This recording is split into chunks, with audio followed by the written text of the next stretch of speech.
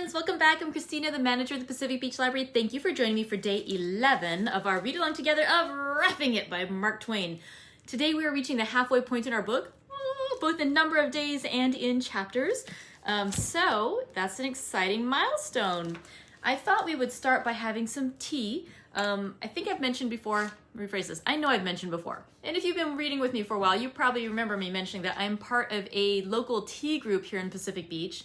And recently, one of the members of our tea group said that he was looking for a particular tea that he knew he'd found in a store before, couldn't find it.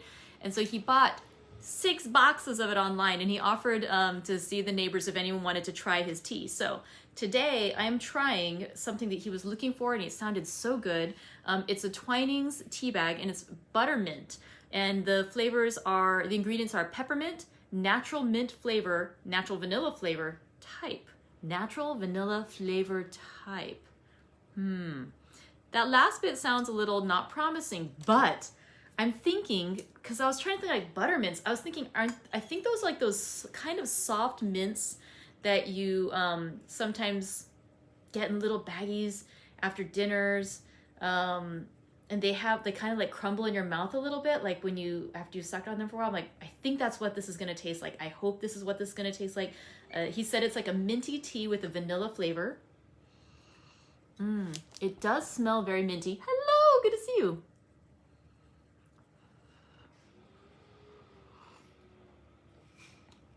Oh, that is really good. All right, so there is no butter that I'm aware of in the buttermint, but it is a very minty flavor with just a little hint of vanilla. I think that would probably be really good with a cream also, but or like, like a milk addition to it.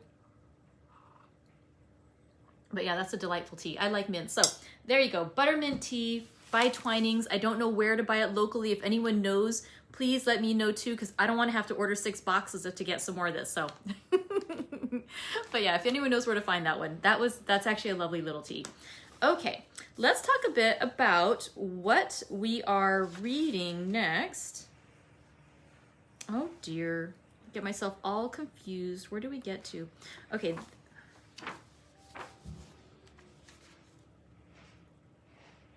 Oh, yeah, I am in the right spot. Okay. So what we read on Thursday was chapters 35 through 38. And in chapter 35, they left Esmeralda. Mark Twain talked about how he was traveling with a new traveling companion, a gentleman named Captain John. And Captain John is Captain John Nye, the brother of the governor of the Nevada Territory.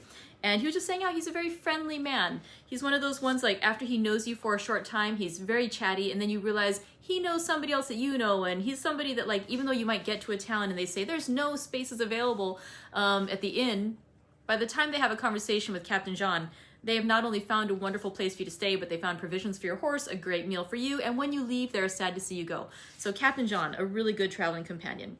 But by the end of that chapter, though, Mark Twain mentions how their attempts at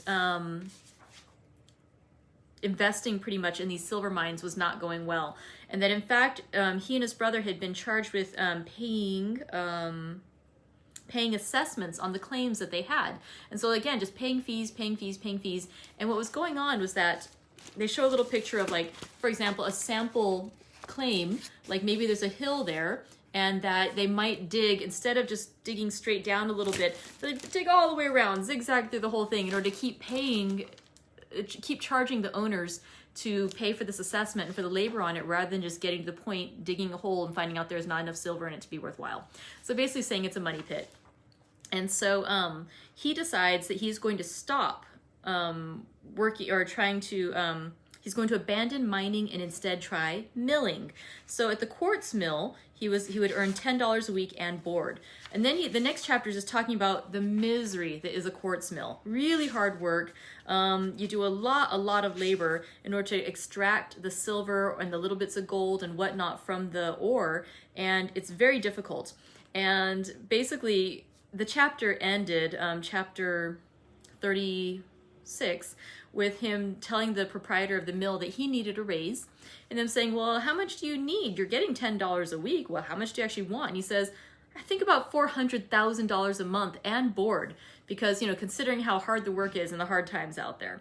And so the guy kicks him off the property, and at the end, you know, he's just regretful that the only thing is that instead of asking for too much, he should have asked for more. I mean, that work was hard work. $700,000 would be much more appropriate. So he decides that he's going to go looking for a cement mine.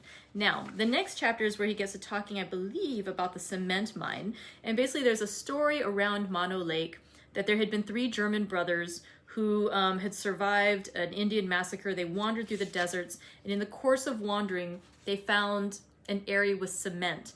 And this cement was the cement mine. The cement had, was it gold or silver in it? It was very valuable. And so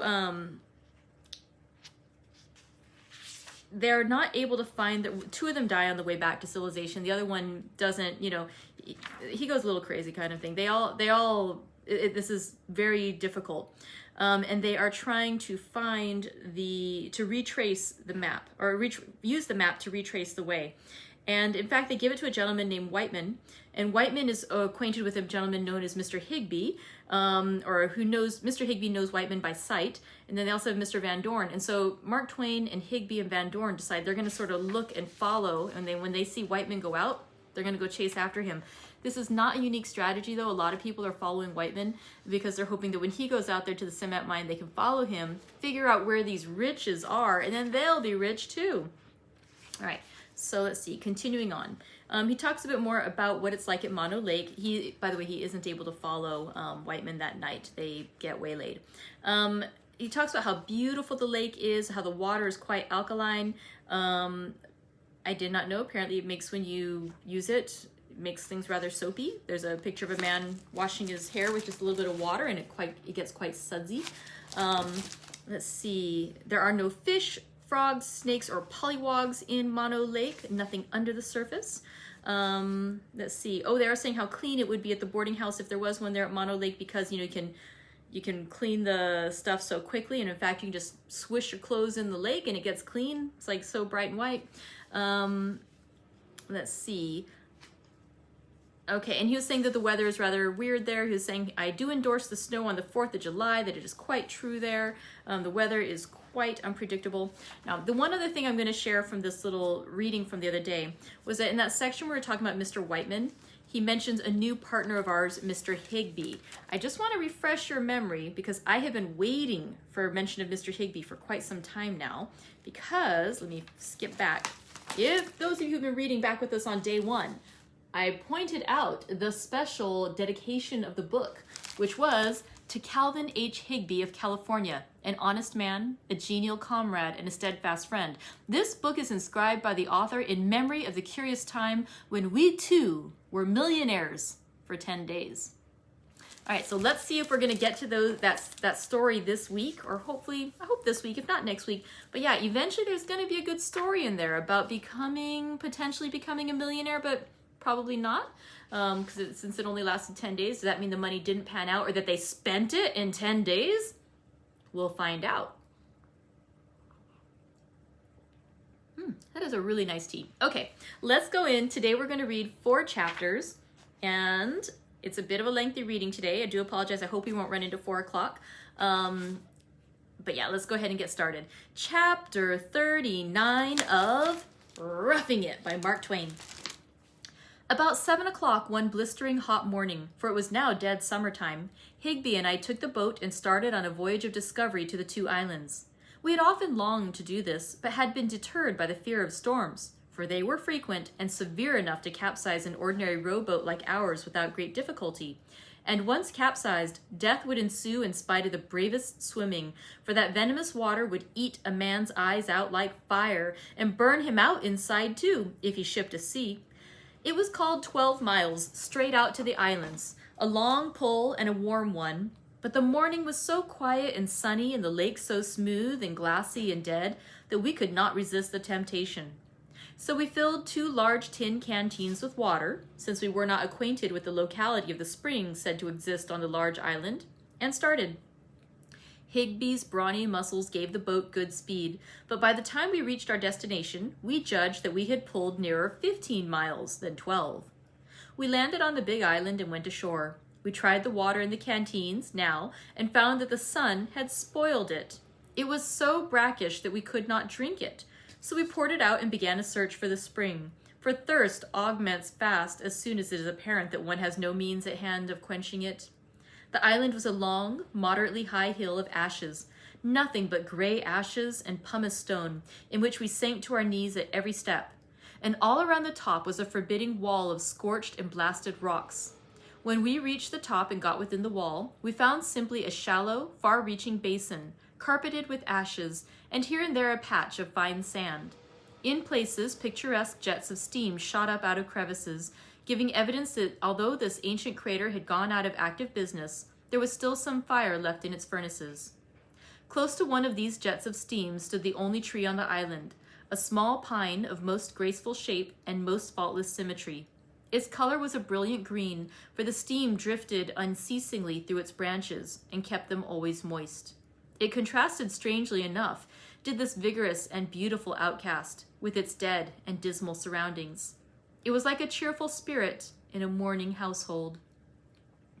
We hunted for the spring everywhere, traversing the full length of the island, 2 or 3 miles, and crossing it twice, climbing ash hills patiently, and then sliding down the other side in a sitting posture, plowing up smothering volumes of gray dust.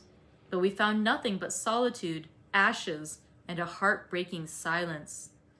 Finally, we noticed that the wind had risen, and we forgot our thirst in a solicitude of greater importance. For the lake being quiet, we had not taken pains about securing the boat. We hurried back to a point overlooking our landing place, and then... But mere words cannot describe our dismay. The boat was gone. The chances were that there was not another boat on the entire lake. The situation was not comfortable. In truth, to speak plainly, it was frightful. We were prisoners on a desolate island in aggravating proximity to friends who were for the present helpless to aid us. And what was still more uncomfortable was the reflection that we had neither food nor water. But presently, we sighted the boat. It was drifting along, leisurely, about 50 yards from shore, tossing in a foamy sea. It drifted and continued to drift, but at the same safe distance from land, and we walked along abreast it and waited for fortune to favor us. At the end of an hour, it approached a jutting cape, and Higby ran ahead and posted himself on the utmost verge and prepared for the assault. If we failed there was no hope for us. It was driving gradually shoreward all the time now. But whether it was driving fast enough to make the connection or not was the momentous question. When it got within 30 steps of Higby, I was so excited that I fancied I could hear my own heartbeat. When, a little later, it dragged slowly along and seemed to go by, only 1 little yard out of reach, it seemed as if my heart stood still. And when it was exactly abreast him and began to widen away, and he was still standing like a watching statue, I knew my heart did stop. But when he gave a great spring the next instant and lit fairly in the stern, I discharged a war whoop that woke the solitudes. But it dulled my enthusiasm presently when he told me he had not been caring whether the boat came within jumping distance or not, so that it passed within 8 or 10 yards of him, for he had made up his mind to shut his eyes and mouth and swim that trifling distance. Imbecile that I was, I had not thought of that. It was only a long swim that could be fatal. The sea was running high and the storm increasing. It was growing late. It was growing late, too, 3 or 4 in the afternoon. Whether to venture toward the mainland or not was a question of some moment. But we were so distressed by thirst that we decided to try it, and so Higby fell to work and I took the steering oar. When we had pulled a mile laboriously, we were evidently in serious peril, for the storm had greatly augmented. The billows ran very high and were capped with foaming crests. The heavens were hung with black, and the wind blew with great fury.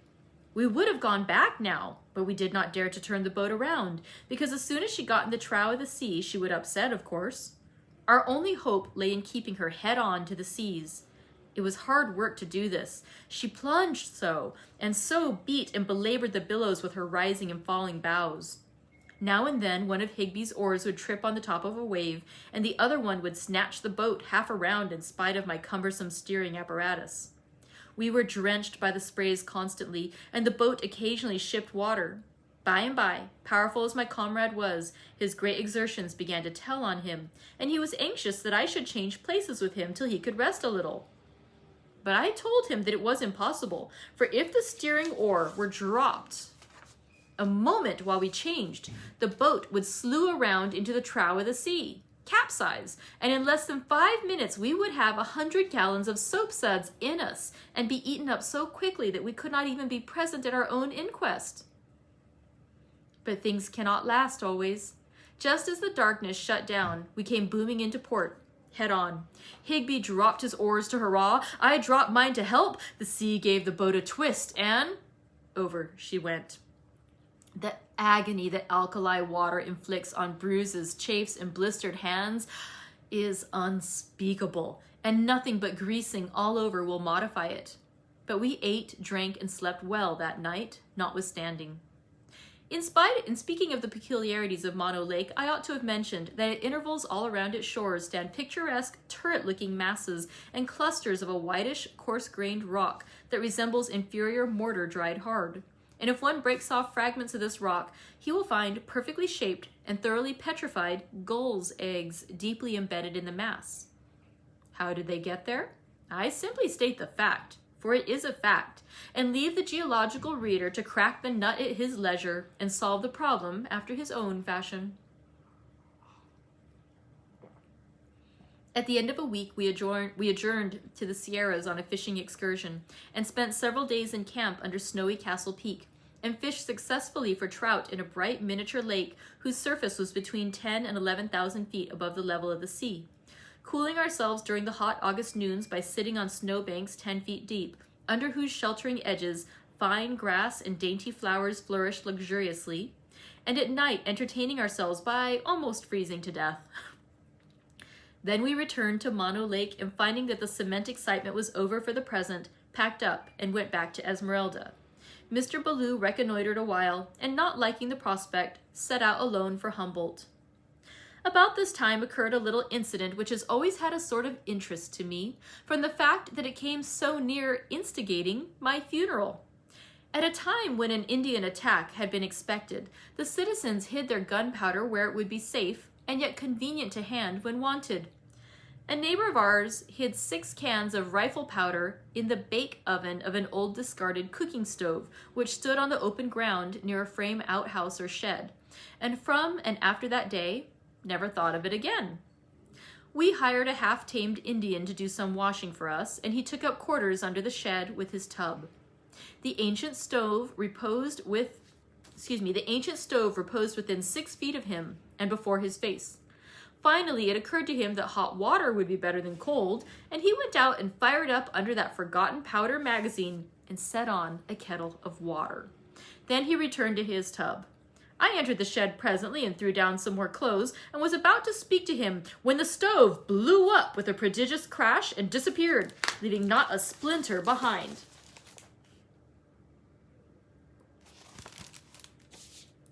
Fragments of it fell in the streets full 200 yards away. Nearly a third of the shed roof over our heads was destroyed, and one of the stove lids, after cutting a small stanchion half in two in front of the Indian, whizzed between us and drove partly through the weatherboarding beyond. I was as white as a sheet and as weak as a kitten and speechless. But the Indian betrayed no trepidation, no distress, not even discomfort. He simply stopped washing, leaned forward and surveyed the clean, blank ground for a moment, and then remarked, "Damn stove, heap gone," and resumed his scrubbing as placidly as if it were an entirely custom thing for a stove to do. I will explain that heap is Injun English for very much. The reader will perceive the exhaustive expressiveness of it in the present instance. All right, and now chapter 40. I now come to a curious episode, the most curious, I think, that had yet accented my slothful, valueless, heedless career. Out of a hillside toward the upper end of the town projected a wall of reddish-looking quartz croppings, the exposed comb of a silver-bearing ledge that extended deep down into the earth, of course. It was owned by a company entitled the Wide West. There was a shaft 60 or 70 feet deep on the underside of the croppings, and everybody was acquainted with the rock that came from it, and tolerably rich rock it was too, but nothing extraordinary. I will remark here that although to the inexperienced stranger all the courts of a particular district looks about alike, an old resident of the camp can take a glance at a mixed pile of rock, separate the fragments, and tell you which mine each came from as easily as a confectioner can separate and classify the various kinds and qualities of candy in a mixed heap of the article. All at once, the town was thrown into a state of extraordinary excitement. In mining parlance, the Wide West had struck it rich. Everybody went to see the new developments, and for some days there was such a crowd of people about the Wide West shaft that a stranger would have supposed there was a mass meeting in session there. No other topic was discussed but the rich strike, and nobody thought or dreamed about anything else. Every man brought away a specimen, ground it up in a hand mortar, washed it out in his horn spoon, and glared speechless upon the marvelous result. It was not hard rock, but black, decomposed stuff, which could be crumbled in the hand like a baked potato, and when spread out on a paper exhibited a thick sprinkling of gold and particles of native silver. Higby brought a handful to the cabin, and when he had washed it out, his amazement was beyond description. Wide West stock soared skywards. It was said that repeated offers had been made for it at $1,000 a foot, and promptly refused. We have all had the blues, the mere sky blues, but mine were indigo now, because I did not own in the Wide West. The world seemed hollow to me, and existence a grief. I lost my appetite and ceased to take an interest in anything. Still, I had to stay and listen to other people's rejoicings, because I had no money to get out of the camp with. The Wide West Company put a stop to the carrying away of specimens, and well they might, for every handful of the ore was worth a sum of some consequence.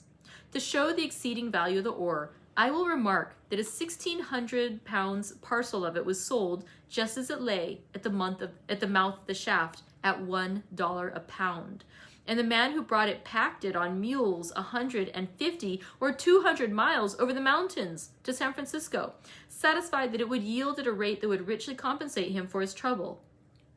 The Wide West people also commanded their foremen to refuse any but their own operatives permission to enter the mine at any time or for any purpose.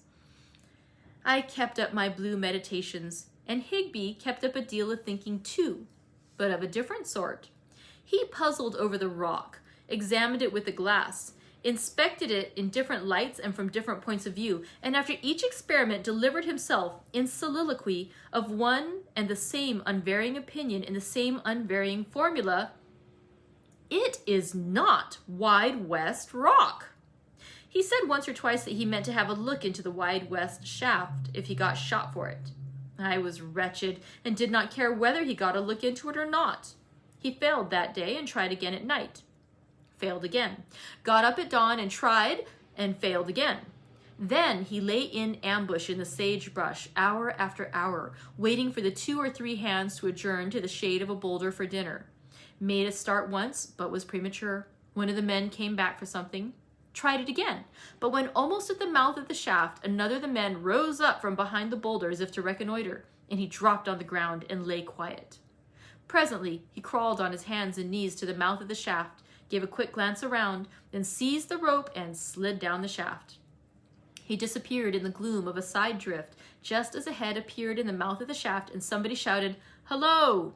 which he did not answer. He was not disturbed anymore. An hour later, he entered the cabin, hot, red, and ready to burst with smothered excitement, and exclaimed in a stage whisper, "I knew it! We are rich! It's a blind lead!" I thought the very earth reeled under me. Doubt, conviction, doubt again, exultation, hope, amazement, belief, unbelief, every emotion imaginable swept in wild procession through my heart and brain, and I could not speak a word. After a moment or two of this mental fury, I shook myself to rights and said, "Say it again." "It's a blind lead." "Cal, let's burn the house or kill somebody. Let's get out where there's room to hurrah." "But what is the use? It is 100 times too good to be true." It's a blind lead for $1 million. Hanging wall, foot wall, clay casings, everything complete. He swung his hat and gave 3 cheers, and I cast doubt to the winds and chimed in with a will, for I was worth $1 million and did not care whether school kept or not. But perhaps I ought to explain. A blind lead is a lead or ledge that does not crop out above the surface. A miner does not know where to look for such leads, but they are often stumbled upon by accident in the course of driving a tunnel or sinking a shaft. Higby knew the Wide West rock perfectly well, and the more he had examined the new developments, the more he was satisfied that the ore could not have come from the Wide West vein. And so had it occurred to him alone, of all the camp, that there was a blind lead down in the shaft, and that even the Wide West people themselves did not suspect it. He was right. When he went down the shaft, he found that the blind lead held its independent way through the Wide West vein, cutting it diagonally, and that it was encircled in its own well-defined casing rocks and clay. Hence, it was public property. Both leads being perfectly well-defined, it was easy for any miner to see which one belonged to the Wide West and which did not. We thought it well to have a strong friend, and therefore we brought the foreman of the Wide West to our cabin that night and revealed the great surprise to him. Higby said, "We are going to take possession of this blind lead, record it and establish ownership, and then forbid the Wide West Company to take out any more of the rock. You cannot help your company in this matter. Nobody can help them. I will go into the shaft with you and prove to your entire satisfaction that it is a blind lead. Now we propose to take you in with us and claim the blind lead in our 3 names. What do you say?" What could a man say who had an opportunity to simply stretch forth his hand and take possession of a fortune without risk of any kind and without wronging anyone or attaching the least hint of dishonor to his name? He could only say, "Agreed." The notice was put up that night and duly spread upon the recorder's books before 10 o'clock. We claimed 200 feet each, 600 feet in all, the smallest and compactest organization in the district and the easiest to manage. No one can be so thoughtless as to suppose that we slept that night. Higby and I went to bed at midnight, but it was only to lie broad awake and think, dream, scheme. The floorless, tumble-down cabin was a palace, the ragged gray blankets, silk, the furniture rosewood and mahogany. Each new splendor that burst out of my visions of the future whirled me bodily over in bed or jerked me to a sitting position just as if an electric battery had been applied to me. We shot fragments of conversation back and forth at each other. Once Higby said, "When are you going home?" "To the States." "Tomorrow?" with an evolution or two, ending with a sitting position. "Well, no, but next month at furthest." "We'll go in the same steamer." "Agreed." A pause. "Steamer of the 10th? "Yes." "No, the 1st. "All right." Another pause. "Where are you going to live?" said Higby. "San Francisco." "That's me." Pause. "Too high. Too much climbing," from Higby. "What is?" "I was thinking of Russian Hill, building a house up there." "Too much climbing? Shan't you keep a carriage?" "Of course, I forgot that." Pause. "Cal, what kind of a house are you going to build?" "I was thinking about that. 3-story and an attic." "But what kind?" "Well, I don't hardly know. Brick, I suppose." "Brick? Bosh." "Why? What is your idea?" "Brown stone front, French plate glass, billiard room off the dining room, statuary and paintings, shrubbery and 2-acre grass plat, greenhouse, iron dog on the front stoop, gray horses, landau, and a coachman with a bug on his hat." "By George." A long pause. "Cal, when are you going to Europe?" "Well, I hadn't thought of that. When are you?" "In the spring." "Going to be gone all summer?" "All summer? I shall remain there 3 years." "No. But are you in earnest?" "Indeed I am." "Well, I will go along too." "Why, of course you will. What part of Europe shall you go to?" "All parts. France, England, Germany, Spain, Italy, Switzerland, Syria, Greece, Palestine, Arabia, Persia, Egypt, all over, everywhere. I'm agreed. All right. Won't it be a swell trip? We'll spend $40,000 or $50,000 trying to make it one anyway. Another long pause. Higby, we owe the butcher $6, and he has been threatening to stop our... Hang the butcher. Amen. And so it went on. By 3 o'clock, we found it was no use, and so we got up and played cribbage and smoked pipes till sunrise. It was my week to cook. I always hated cooking. Now, I abhorred it. The news was all over town. The former excitement was great. This one was greater still. I walked the streets serene and happy. Higby said the foreman had been offered $200,000 for his third of the mine. I said I would like to see myself selling for any such price. My ideas were lofty. My figure was $1 million. Still, I honestly believe that if I had been offered it, it would have had no other effect than to make me hold off for more. I found abundant enjoyment in being rich. A man offered me a $300 horse and wanted to take my simple, unendorsed note for it. That brought the most realizing sense I had yet that I was actually rich, beyond shadow of a doubt. It was followed by numerous other evidences of a similar nature, among which I may mention the fact of the butcher leaving us a double supply of meat and saying nothing about money.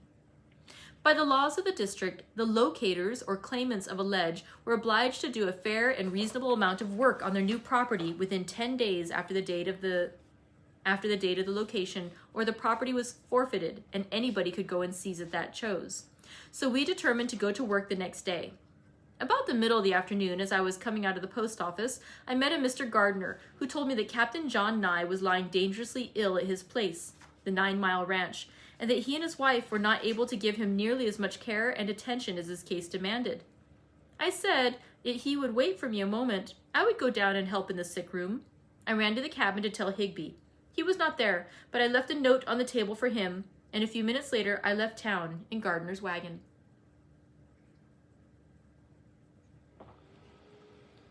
Chapter 41. Captain Nye was very ill indeed, with spasmodic rheumatism.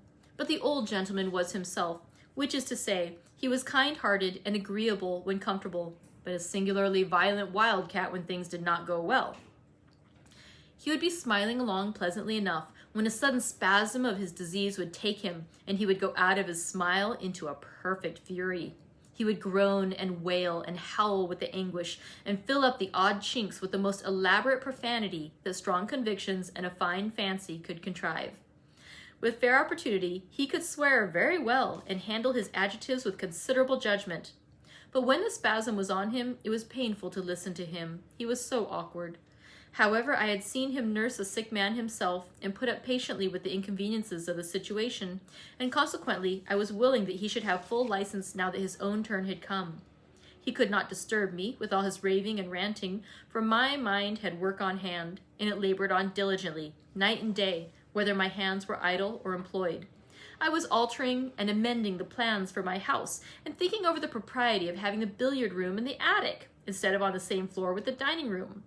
Also, I was trying to decide between green and blue for the upholstery of the drawing room, for although my preference was blue, I feared it was a color that would be too easily damaged by dust and sunlight.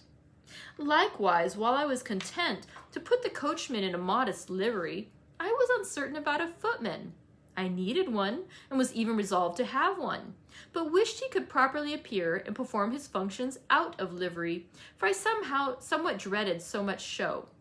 And yet, inasmuch as my late grandfather had had a coachman and such things, but no liveries, I felt rather drawn to beat him, or beat his ghost at any rate. I was also systematizing the European trip and managing to get it all laid out as to route and length of time to be devoted to it. Everything with one exception, namely whether to cross the desert from Cairo to Jerusalem per camel, or go by sea to Beirut, and thence down through the country per caravan. Meantime, I was writing to the friends at home every day, instructing them concerning all my plans and intentions, and directing them to look up a handsome homestead for my mother and agree upon a price for it against my coming, and also directing them to sell my share of the Tennessee land and tender the proceeds to the Widows and Orphans Fund of the Typographical Union of which I had long been a member in good standing. This Tennessee land had been in the possession of the family many years and promised to confer high fortune upon us some day. It still promises it, but in a less violent way. When I had been nursing the captain 9 days, he was somewhat better, but very feeble. During the afternoon, we lifted him into a chair and gave him an alcoholic vapor bath, and then set about putting him on the bed again. We had to be exceedingly careful, for the least jar produced pain. Gardner had his shoulders, and I his legs. In an unfortunate moment, I stumbled, and the patient fell heavily on the bed in an agony of torture. I never heard a man swear so in my life. He raved like a maniac and tried to snatch a revolver from the table, but I got it. He ordered me out of the house and swore a world of oaths that he would kill me whenever he caught me when he got on his feet again. It was simply a passing fury and meant nothing. I knew he would forget it in an hour and maybe be sorry for it too. But it angered me a little at the moment. So much so indeed that I determined to go back to Esmeralda. I thought he was able to get along alone now since he was on the warpath. I took supper, and as soon as the moon rose, began my 9-mile journey on foot. Even millionaires needed no horses in those days for a mere 9-mile jaunt without baggage. As I raised the hill overlooking the town, it lacked 15 minutes of 12.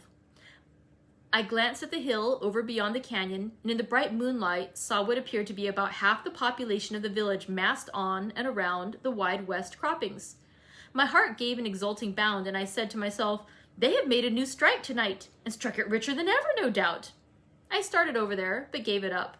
I said, the strike would keep, and I had climbed hills enough for one night. I went on down through the town, and as I was passing a little German bakery, a woman ran out and begged me to come in and help her. She said her husband had a fit. I went in and judged she was right. He appeared to have 100 of them compressed into one. 2 Germans were there trying to hold him up and not making much of a success of it. I ran up the street half a block or so and routed out a sleeping doctor, brought him down half-dressed, and we 4 wrestled with the maniac and doctored, drenched, and bled him for more than an hour, and the poor German woman did the crying. He grew quiet now, and the doctor and I withdrew and left him to his friends. It was a little after 1 o'clock. As I entered the cabin door, tired but jolly, the dingy light of a tallow candle revealed Higby, sitting by the pine table, gazing stupidly at my note which he held in his fingers, and looking pale, old, and haggard. I halted and looked at him. He looked at me, stolidly. I said, "Higby, what is it?" "We're ruined. We didn't do the work. The blind leads relocated." It was enough. I sat down, sick, grieved, broken-hearted indeed. A minute before, I was rich and brimful of vanity. I was a pauper now, and very meek. We sat still an hour, busy with thought, busy with vain and useless self-upbraidings, busy with, why didn't I do this, and why didn't I do that? But neither spoke a word. Then we dropped into mutual explanations, and the mystery was cleared away. It came out that Higby had depended on me, as I had on him, and as both of us had on the foreman. The folly of it! It was the first time that ever staid and steadfast Higby had left an important matter to chance, or failed to be true to his full share of a responsibility. But he had never seen my note till this moment, and this moment was the first time he had been in the cabin since the day he had seen me last. He also had left a note for me on that same fatal afternoon, had ridden up on horseback and looked through the window, and being in a hurry and not seeing me, had tossed the note into the cabin through a broken pane. Here it was on the floor, where it had remained undisturbed for 9 days. "Don't fail to do the work before the 10 days expire. W has passed through and giving me notice. I am to join him at Mono Lake, and we shall go on from there tonight. He says he will find it this time, sure. Cal." W meant Whiteman, of course. That thrice accursed cement. That was the way of it. An old miner like Higby could no more withstand the fascination of a mysterious mining excitement like the cement foolishness than he could refrain from eating when he was famishing. Higby had been dreaming about the marvelous cement for months, and now, against his better judgment, he had gone off and taken the chances on my keeping secure a mine worth 1 million undiscovered cement veins. They had not been followed this time. His riding out of town in broad daylight was such a commonplace thing to do that it had not attracted any attention. He said they prosecuted their search in the fastnesses of the mountains during 9 days without success. They could not find the cement. Then a ghastly fear came over him that something might have happened to prevent the doing of the necessary work to hold the blind lead, though indeed he thought such a thing hardly possible, and forthwith he started home with all speed. He would have reached Esmeralda in time, but his horse broke down, and he had to walk a great part of the distance. And so it happened that as he came into Esmeralda by one road, I entered it by another. His was a superior energy, however, for he went straight to the wide west instead of turning aside as I had done, and he arrived there about 5 or 10 minutes too late. The notice was already up, the relocation of our mine completed beyond recall, and the crowd rapidly dispersing. He learned some facts before he left the ground. The foreman had not been seen about the streets since the night we had located the mine. A telegram had called him to California on a matter of life or death, it was said. At any rate, he had done no work, and the watchful eyes of the community were taking note of the fact. At midnight of this woeful 10th day, the ledge would be relocatable, and by 11 o'clock the hill was black with men prepared to do the relocating. That was the crowd I had seen when I fancied a new strike had been made, idiot that I was. We 3 had the same right to relocate the lead that other people had, provided we were quick enough. As midnight was announced, 14 men, duly armed and ready to back their proceedings, put up their notice and proclaimed their ownership of the blind lead under the new name of the Johnson.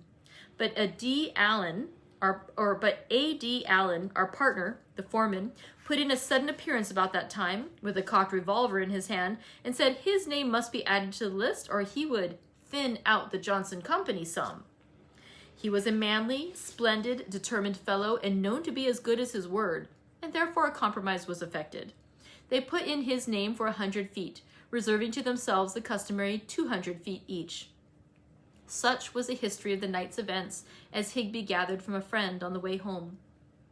Higby and I cleared out on a new mining excitement the next morning, glad to get away from the scene of our sufferings, and after a month or 2 of hardship and disappointment, returned to Esmeralda once more.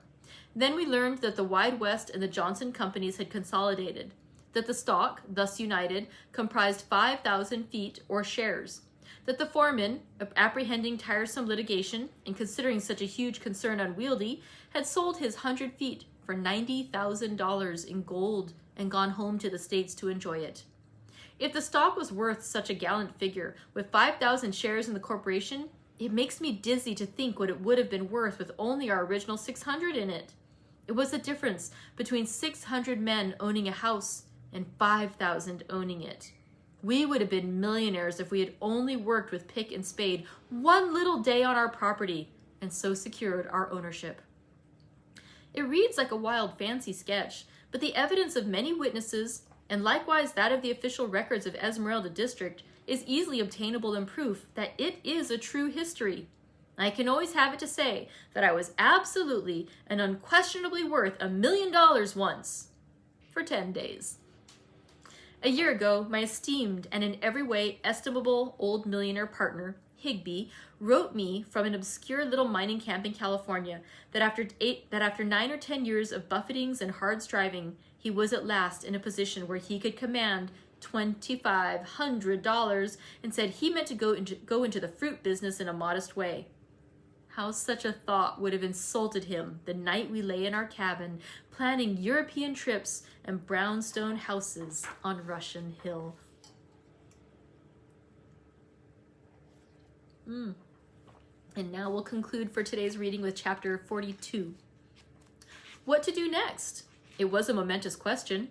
I had gone out into the world to shift for myself at the age of 13, for my father had endorsed for friends, and although he left us a sumptuous legacy of pride in his fine Virginian stock and its national distinction, I presently found that I could not live on that alone without occasional bread to wash it down with. I had gained a livelihood in various vocations, but had not dazzled anybody with my successes. Still, the list was before me, and the amplest liberty in the manner of choosing, provided I wanted to work, which I did not after being so wealthy. I had once been a grocery clerk for one day, but had consumed so much sugar in that time that I was relieved from further duty by the proprietor. Said he wanted me outside so that he could have my custom. I had studied law an entire week and then given it up because it was so prosy and tiresome. I had engaged briefly in the study of blacksmithing, but wasted so much time trying to fix the bellows so that it would blow itself that the master turned me adrift in disgrace and told me I would come to no good. I had been a bookseller's clerk for a while, but the customers bothered me so much I could not read with any comfort, and so the proprietor gave me a furlough and forgot to put a limit on it. I had clerked in a drugstore part of a summer, but my prescriptions were unlucky, and we appeared to sell more stomach pumps than soda water, so I had to go. I had made of myself a tolerable printer, under the impression that I would be another Franklin someday, but somehow had missed the connection thus far. There was no berth open in the Esmeralda Union, and besides, I had always been such a slow compositor that I looked with envy upon the achievements of apprentices of 2 years' standing, and when I took a take, foremen were in the habit of suggesting that it would be wanted sometime during the year. I was a good average St. Louis and New Orleans pilot, and by no means ashamed of my abilities on that line. Wages were $250 a month, and no board to pay. And I did long to stand behind a wheel again and never roam any more. But I had been making such an ass of myself lately, in grandiloquent letters home about my blind lead and my European excursion, that I did what many and many a poor disappointed miner had done before. Said, "It is all over with me now, and I will never go back home to be pitied," and snubbed. I had been a private secretary, a silver miner, and a silver mill operative, and amounted to less than nothing in each. And now, what to do next? I yielded to Higby's appeals and consented to try the mining once more. We climbed far up on the mountainside and went to work on a little rubbishy claim of ours that had a shaft on it 8 feet deep. Higby descended into it and worked bravely with his pick till he had loosened up a deal of rock and dirt, and then I went down with a long-handled shovel, the most awkward invention yet contrived by man, to throw it out. You must brace the shovel forward with the side of your knee till it is full, and then, with a skillful toss, throw it backward over your left shoulder. I made the toss and landed the mess just on the edge of the shaft, and it all came back on my head and down the back of my neck. I never said a word, but climbed out and walked home.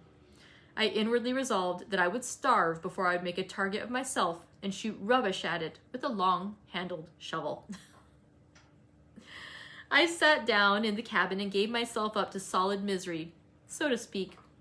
Now, in pleasanter days, I had amused myself with writing letters to the chief paper of the territory, the Virginia Daily Territorial Enterprise, and had always been surprised when they appeared in print. My good opinion of the editors had steadily declined, for it seemed to me that they might have found something better to fill up with than my literature. I had found a letter in the post office as I came home from the hillside, and finally I opened it. Eureka! I never did know what eureka meant, but it seems to be as proper a word to heave in as any when no other that sounds pretty offers.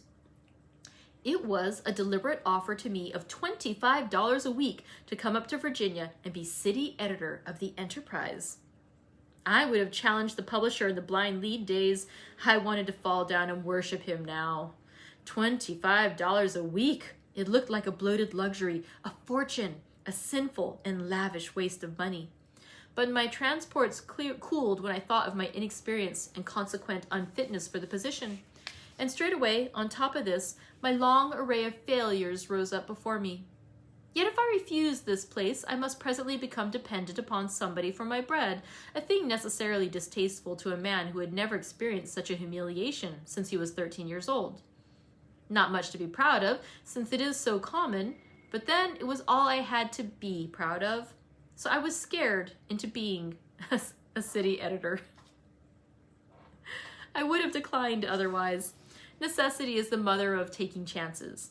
I do not doubt that if at the time I had been offered a salary to translate the Talmud from the original Hebrew, I would have accepted, albeit with diffidence and some misgivings, and thrown as much variety into it as I could for the money. I went up to Virginia and entered upon my new vocation. I was a rusty-looking city editor, I am free to confess. Coatless, slouch hat, blue woolen shirt, pantaloons stuffed into boot tops, whiskered half down to the waist, and the universal navy revolver slung to my belt. But I secured a more Christian costume and discarded the revolver. I had never had occasion to kill anybody, nor ever felt a desire to do so, but had worn the thing in deference to popular sentiment, and in order that I might not, by his absence, be offensively conspicuous and a subject of remark. But the other editors and all the printers carried revolvers.